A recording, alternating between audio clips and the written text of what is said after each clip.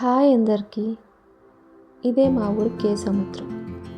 అందమైన ఊరు, అంతే అందమైన మనసు గల మనుషులు, చక్కగా కలిసిపోయే మనస్తత్వాలు. ఇవన్నీ మా అమ్మమ్మ గారి ఊరిలో ముచ్చట్లు.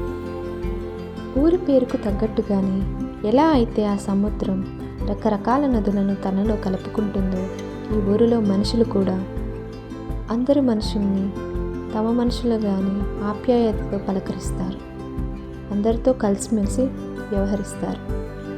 ఆ ఊరిలో మనుషులు అందరినీ ఆదుకునే ఆ పోలేరమ్మ తల్లి, అలాగే చిన్నపాటి షాపింగ్ మాల్ని గుర్తు చేసి చంద్రమామయ్య కొట్టు.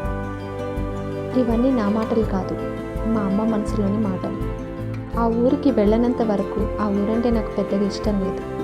కానీ వెళ్ళిన తర్వాత, రవిని కలిసిన తర్వాత ఆ ఊరంటే మా అమ్మ మనసులోని మాటలు కూడా నా మనసులో మాటలు అయ్యాయి. ఇదిగోండి, ఇక్కడ ఎదురు చూస్తున్న వాళ్ళే మా అమ్మమ్మ తాతయ్య.